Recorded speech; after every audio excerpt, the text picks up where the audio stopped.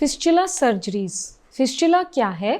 Fistula की surgeries किस तरह से की जाती हैं? किस टाइप की सर्जरी है जो फिस्चुलाज में की जाती हैं? क्या दूसरे मेथड्स हैं जो कि डॉक्टर्स आपको सजेस्ट कर सकते हैं? रिस्क फैक्टर्स क्या रहते हैं? सर्जरी के बाद आफ्टर केयर कैसे करनी है और उसके साइड इफेक्ट्स क्या रहते हैं?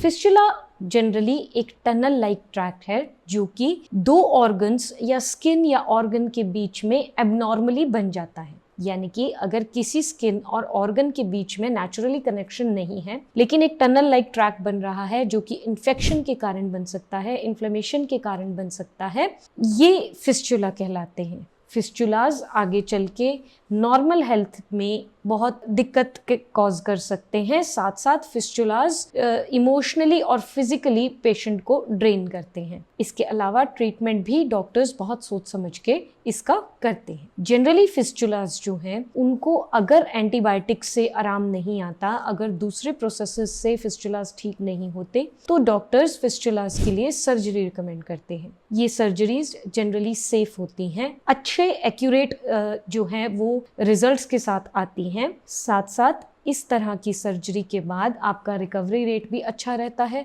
और रीअकरेंस का चांस भी कम रहता है। डॉक्टर्स सर्जरी आपको देख के, आपकी फिजिकल कंडीशंस को देख के, एज देख के, साइंस एंड सिम्टम्स देख के, जेंडर देख के, सब कुछ अच्छे से कंसिडर करके, सबसे पहली चीज ये कंसिडर करके कि फिस्चुला कहाँ प्रेजेंट है, आपको सर्जरीज एडवाइस कर सकते हैं। कितने तरह की सर्जरीज हैं जो कि जनरली फिस्चुला के केसेस में की जाती हैं? नंबर 1, फिस्चुलेक्टमी। फिस्चुलेक्टमी एक कॉमन सर्जिकल प्रोसीजर्स है जो कि नॉर्मली ज़्यादातर एनल, अगर आपको फिस्चुला हुआ है तो उसके लिए, एनल फिस्चुलास के लिए ये परफॉर्म किया जाता है। इसमें सर्जन फिस्चुला की लेंथ से उसको कट करते हैं, उसके बाद उसको एक हीलिंग पैच की तरह छोड़ दिया जाता है और उसमें हीलिंग प्रोसीड करती है। ये प्रोसेस नॉर्मली सेफ होता है, जनरली आधे घंटे में हो जाता है और एनेस्थीसिया भी इसमें कुछ केसेस में ऐसा होता है कि लोकल एनेस्थीसिया दिया जाए, कुछ केसेस में ऐसा हो सकता है कि आपको स्पाइनल एनेस्थीसिया भी दे सकते हैं। दूसरा टाइप है सैटिन सर्जरी। सैटिन सर्जरी में नॉर्मली क्या होता है कि एक सर्जिकल थ्रेड आपके फिस्चुला के पूरे ट्रैक में डाला जाता है और उस सर्जिकल थ्रेड की वजह से इन्फ्लेमेशन ड्रेन आउट होने में, जो भी कुछ फिस्चुला में इन्फेक्शन है, इन्फ्लेमेशन है, कोई फ्लूइड कलेक्शन है, वो ड्रेन आउट होती है और ये हीलिंग को प्रमोट करता है। ये प्रोसेस भी डॉक्टर्स फॉलो कर सकते हैं। नॉर्मली ये भी आधे घंटे के अंदर हो जाता है। तीसरा और सबसे इंपॉर्टेंट प्रोसेस है कोलोनल वेसिकल सर्जरी। ये सर्जरी जनरली परफॉर्म की जाती है अगर आपका फिस्चुला यूरिनरी ब्लैडर और कॉलन यानी कि इंटेस्टाइन का सिग्मॉइड कॉलन, सबसे निचला पार्ट, उसके बीच में अगर फिस्चुला प्रेजेंट हो। ये एक लॉन्ग टर्म सर्जरी है जो कि जनरल एनेस्थीसिया को इन्वॉल्व करती है। साथ साथ सर्जन एक बड़ा मेजर कट कर सकते हैं, लेप्रोस्कोपी से ये सर्जरी हो सकती है या फिर माइनर कट्स भी डॉक्टर्स इसमें दे सकते हैं। ये एक फुल फ्लेज सर्जिकल प्रोसीजर है जो कि टाइम कंज्यूमिंग भी है, इसकी रिकवरी भी लेट होती है लेकिन इसके रिजल्ट्स भी अच्छे रहते हैं। फिस्चुला का ट्रीटमेंट जनरली डिसाइड किया जाता है इस बात पे कि फिस्चुला किस लोकेशन पे प्रेजेंट है। फिस्चुलास जनरली प्रेजेंट होते हैं आपकी स्किन में, एनल एरिया में, यूरिनरी ब्लैडर्स में, फीमेल्स में कई बार वेजाइनल फिस्चुलास भी बन जाते हैं। इसके अलावा आपके इंटेस्टाइन में भी बन सकता है, आर्टरी और वेन के बीच में भी फिस्चुला बन सकता है।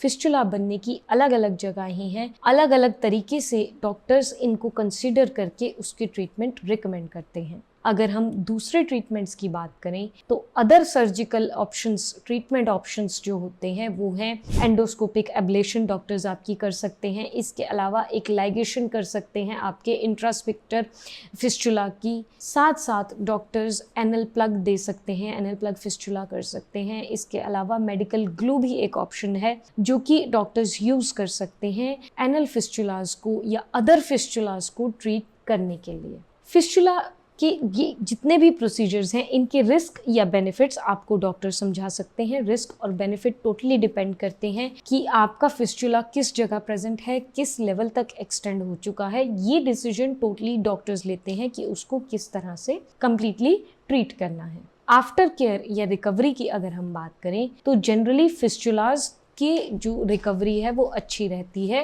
रीअकरेंस का चांस भी कम रहता है। लेकिन कुछ ऐसे सुझाव हैं जो डॉक्टर्स आपको देते हैं और आपको उनको ज़रूर फॉलो करना है। नंबर 1, आपको डॉक्टर्स जो पेन किलर्स एडवाइस करते हैं, फॉर एग्जांपल पैरासीटामोल एडवाइस करते हैं या किसी भी तरह का आपको पेन किलर अगर एडवाइस किया जा रहा है, आप उसको टाइमली लेते रहें। नंबर 2, आप कॉन्स्टेंटली ड्रेसिंग्स चेंज करते रहें और कोशिश कीजिए कि आप सर्जिकल एरिया को क्लीन रखें और साथ साथ उसमें दवाई की या जो भी आपको बीटाडीन वगैरह एडवाइस है उसकी प्रॉपर रोल आप अपने हाथों से मेंटेन रखें। नंबर 3, जब तक आपको डॉक्टर्स ने एंटीबायोटिक्स बोली हैं या कोई और दवाइयाँ बोली हैं, आप उसका पूरा कोर्स कंप्लीट करें।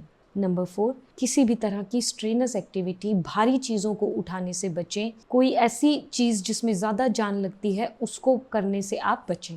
साथ साथ आप ये भी कोशिश करें कि आपको कॉन्स्टिपेशन ना हो, क्योंकि एनल फिस्चुलास के केसेस में कॉन्स्टिपेशन इस तरह के फिस्चुलास को दोबारा रीअकर करने में बहुत बड़ा रोल प्ले कर सकते हैं। इसके अलावा आप साफ सफाई रखें, दवाइयों का पूरा ध्यान रखें, रेस्ट कंप्लीट और प्रॉपर करें और डॉक्टर के इंस्ट्रक्शंस को पूरी तरह से फॉलो करें। क्या रिस्क फैक्टर्स हैं जो कि जनरली फिस्चुला की सर्जरी में इन्वॉल्व होते हैं? तो फिस्चुला की सर्जरी में नॉर्मली जो रिस्क फैक्टर्स देखे गए हैं वो ये देखे गए हैं कि नंबर 1, अगर पर्सन जो है उसका अपनी बावल मूवमेंट्स पे कंट्रोल नहीं रहता, ये कॉम्प्लिकेशंस भी हैं, ये रिस्क भी रह सकता है कि आपको अपनी बावल मूवमेंट पे आपका कंट्रोल नहीं है। नंबर 2, अगर आपको ज़्यादा समय हो गया है, बहुत कुछ केसेस में क्रॉनिक जो फिस्चुलास के केसेस होते हैं उसमें हीलिंग में बहुत ज़्यादा समय लग सकता है। इसके अलावा रीअकरेंस का रिस्क भी देखा गया है, ये दोबारा से भी अपीयर हो सकते हैं अगर आपने सावधानियां नहीं बरती या फिर आपने ध्यान नहीं दिया।